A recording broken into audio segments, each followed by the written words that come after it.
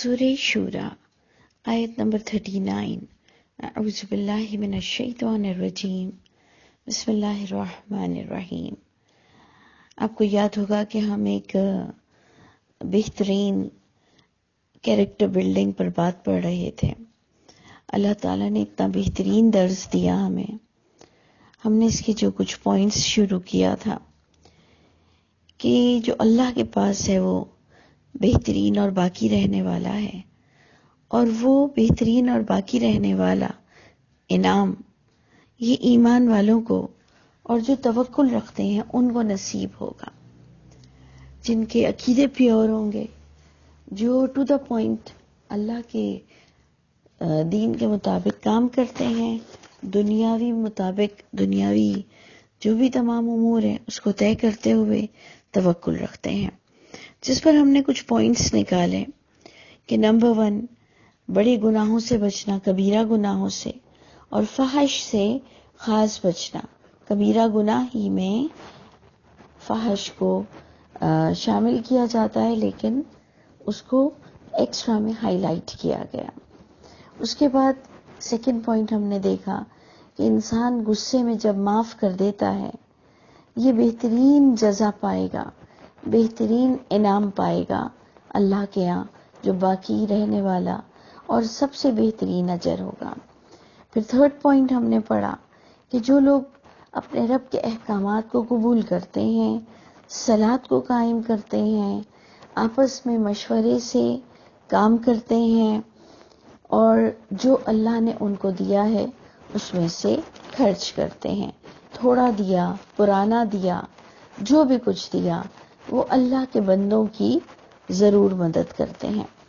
یہ 5 پوائنٹس ہم نے پڑھ لیا تھا. اب ہم 6 پوائنٹ پر آتے ہیں کہ والذین اذا اصابہم البغی، یعنی یہ ایمان والا ہی ہے، یہ ایمان والا ہی انسان ہے جو اللہ فرماتے ہیں کہ جب اسے کوئی پہنچتی ہے، کوئی زیادتی، یعنی کوئی اس سے بغاوت کر جاتا ہے یا باؤنڈری کو کراس کر جاتا ہے، حدوں کو پار کر جاتا ہے، اس کے ساتھ کوئی زیادتی ہو جاتی ہے، ہم ینتصرون. اس لیے بہت ہی انوکھا اور ڈیفرنٹ سٹائل ہے بتانے کا کہ اللہ تعالیٰ نے پہلے یہ نہیں کہا جیسے پچھلی آیت میں کہا کہ وہ معاف کر دیتے ہیں، جب وہ غصے میں آتے ہیں تو معاف کر دیتے ہیں.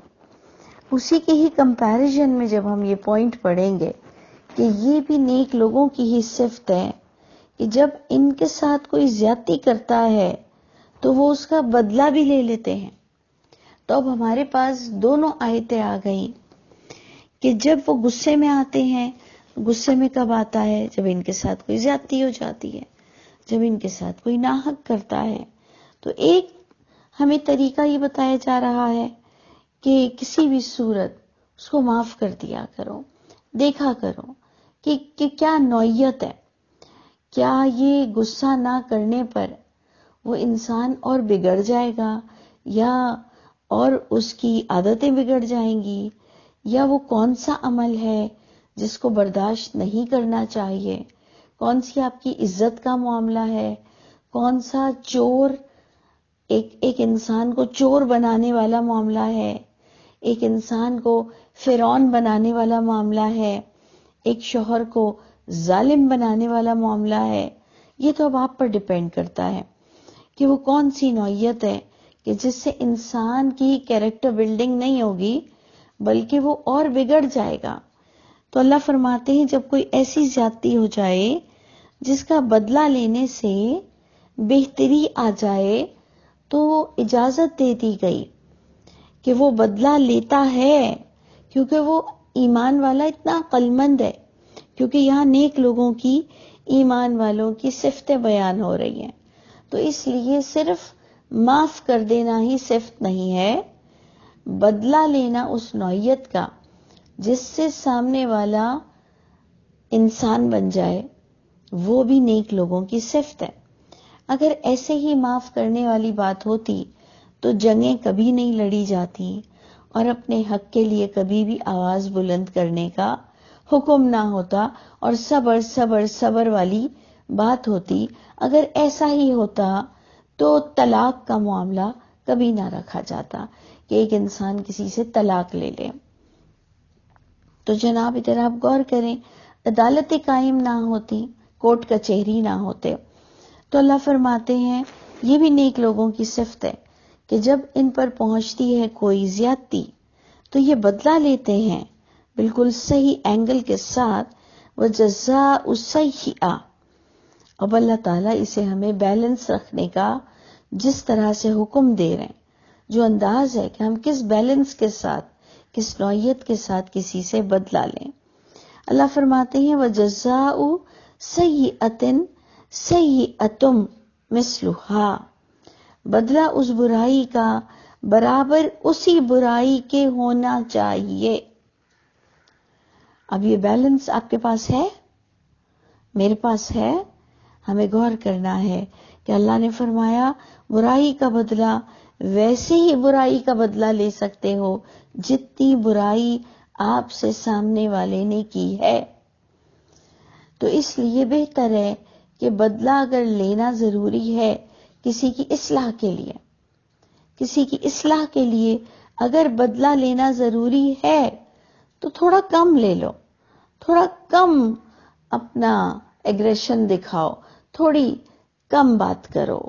کہ کہیں 2 لمحے پہلے آپ مظلوم تھے تو کہیں 2 لمحے بعد آپ کو جو بدلہ لینے کا اجازت آ گئی ہے، کہیں 2 گھڑی بعد آپ ظالم میں نہ کھڑے ہو جائیں.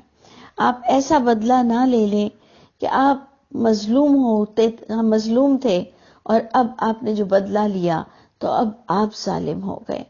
تو اس لیے یہ ساری چیزوں کو بہت مد نظر رکھنا ہے کہ کیا سب سے بدلہ لینا ضروری ہے، اور اگر ضروری ہے کسی کی اصلاح کے لیے تو پھر بہت ہی خیال رکھنا پڑے گا. اور اس کو جو اللہ نے سیٹل کرنے کے لیے آپ کو اتنا دماغ ضرور دیا ہے، اتنی سماعت بصارت دل اللہ نے آپ کو ضرور دی ہے کہ آپ بیلنس کے ساتھ اس سے بدلہ لے سکیں. لیکن دیکھیں پھر دوبارہ ہمیں کیا تلقین کی گئی کہ فمن عفا، جو عفو درگزر سے کام لے لے، وہ اصلح، اور اتنا بدلہ لے کہ بس اس کی اصلاح ہو جائے، فاجرہ علی اللہ.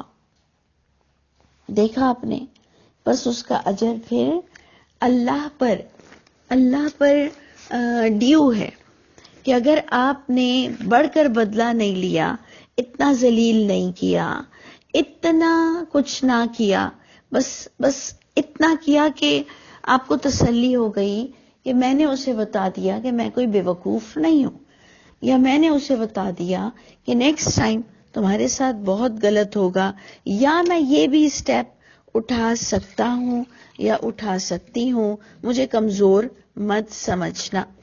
تو اللہ تعالیٰ آپ دیکھیں کتنا خوبصورت مجھ کو اور آپ کو تلقین کر رہے ہیں کہ جو عفو درگزر سے کام لے اور اصلاح کی نوعیت تک بدلہ لے تو اللہ اس کا اجر وہ اللہ کے گھر پائے گا، کیونکہ اللہ جانتے ہیں کہ وہ اس سے بھی زیادہ بڑھ سکتا تھا، لیکن اس نے اللہ کے لیے بہت کنٹرول رکھا اپنے اعصاب پر.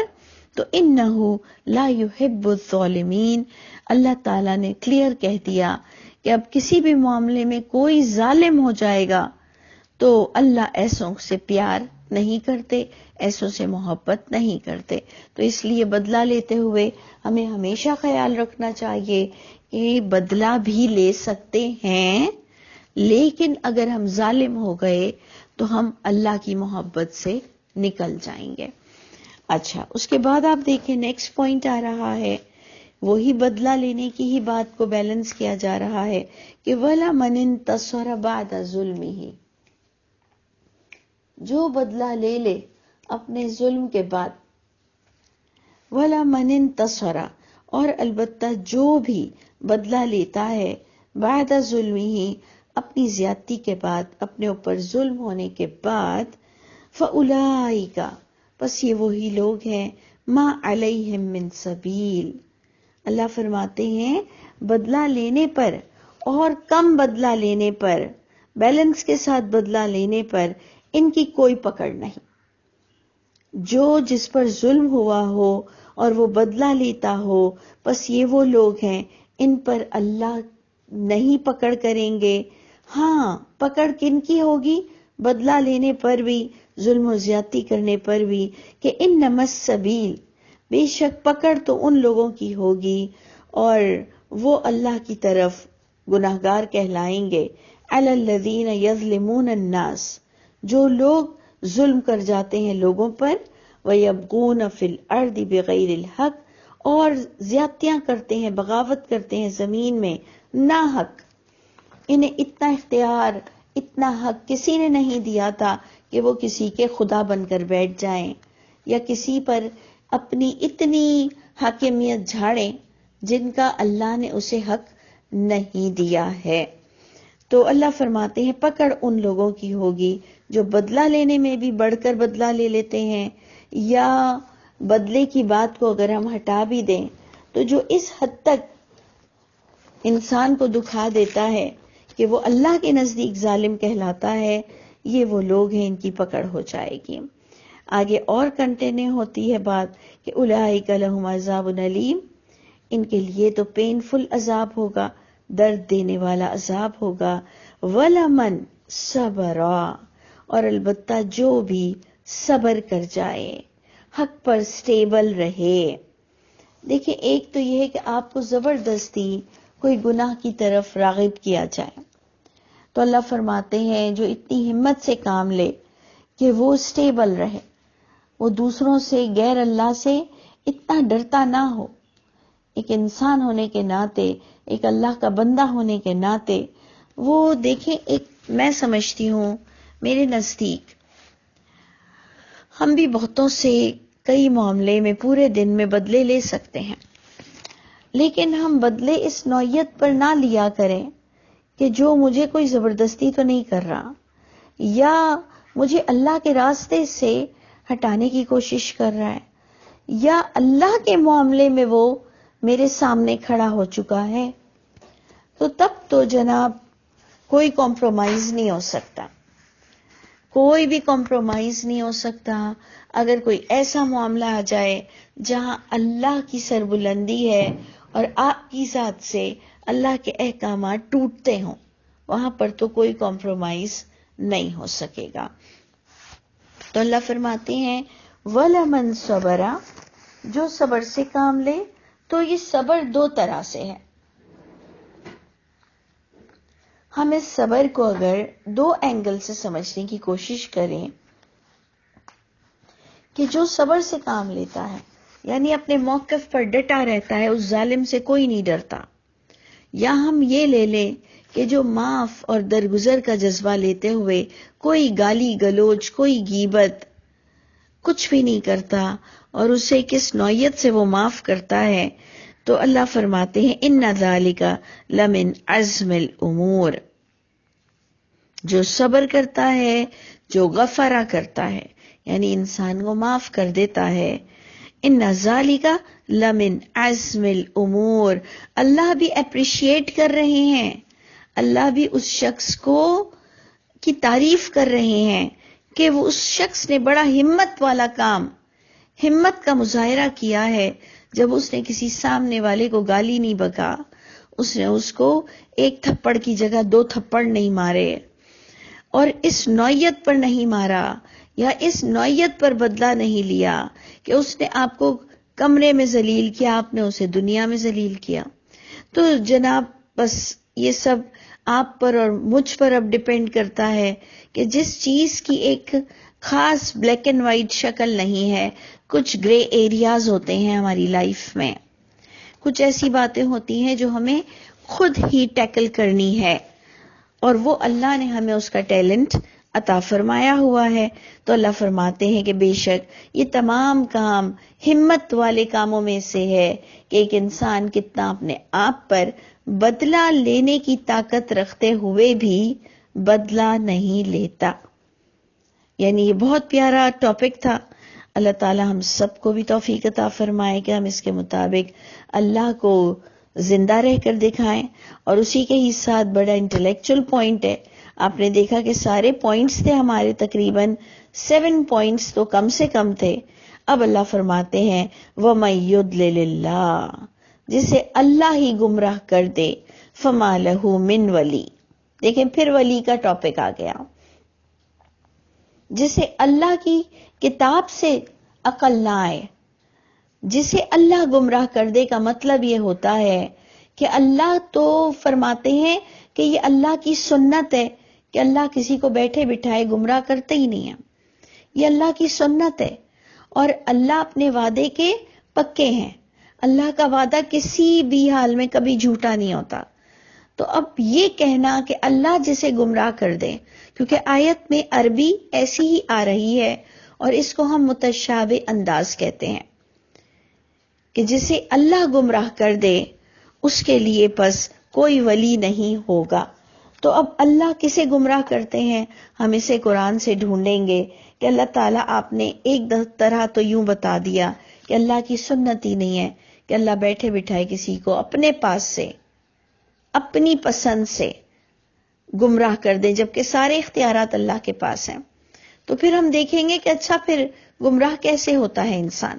تو اللہ فرماتے ہیں جب وہ کسی کتاب کو اپنا دین مانے، جب وہ حق کو حق مانے، جب وہ باطل کو باطل سمجھے اور وہ کتاب سے محبت بھی کرے اور وہ اللہ سے پیار بھی کرے، اسے مرنے کا ایمان بھی ہو، اسے جزا اور سزا کا ایمان بھی ہو، لیکن وہ غفلت اختیار کرتا ہے، وہ اگنور کرتا ہے، وہ فور گرانٹیڈ لیتا ہے، تو وہاں جا کر اللہ تعالیٰ اس شخص کو گمراہ کر دیتے ہیں. اور اللہ فرماتے ہیں اب کون ہے جو تیرا ولی بنے گا؟ اب کون سا نبی ہے جو تیرا ولی بنے گا؟ اب کون سا کوئی صحابہ، کوئی گواہ، کوئی پیر، کوئی بڑا ولی اللہ کون ہے کہ اب تو نے اگر اللہ کے احکامات توڑے ہیں جاننے کے بعد، اور اگر اللہ کی کتاب کو جو سمجھتا بھی نہیں وہ بھی سب سے بڑا گمراہ ہے.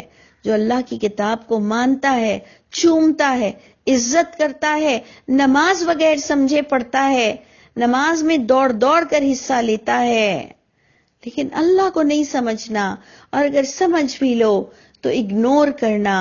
یہاں پر آتی ہے بات کہ اب جسے اللہ گمراہ کر دے اس کے لیے نہ کوئی ولی ہوگا اس گمراہی کے بعد. اور تم دیکھو گے ایسے ظالموں کو کہ جب انہیں قیامت کے دن عذاب دکھائی دے گا پھر اللہ فرمائیں گے کہ وہ کہے گا وَيَقُولُونَ، ایسے لوگ چیخیں گے، کہیں گے اللہ تعالیٰ سے هَلْ إِلَى مَرَدٍ مِّن سَبِيلٍ، اے اللہ اب کوئی راستہ ہے کہ ہم آپ کو خوش کر سکیں اور اس دنیا میں دوبارہ لوٹ سکیں؟ کوئی ہمارا ایگزٹ ہے، کوئی ہمارا راستہ ہے؟ آگے آپ کو آنسر ملے گا کہ امپاسبل ہے، کہ جب کوئی اللہ کسی کو اس دنیا سے لے جائیں تو اس کی فائل کو کلوز کر دیتے ہیں، چاہے کہ وہ اس کی دنیا کی انڈیویجول موت ہو یا چاہے کہ وہ قیامت کے برپا ہونے کی بات ہو. جب وہ اس دنیا سے گیا تو اس لیے اللہ تعالیٰ کی یہ بڑی رحمت ہے کہ اللہ تعالیٰ ہمیں مرنے سے پہلے اس کتاب سے فائدہ اٹھانے کی تلقین کرتے ہیں. اللہ تعالیٰ ہم سب کو نیک صفت بنا دے. پروردگار ہم سب کے حامی و ناصر ہوں.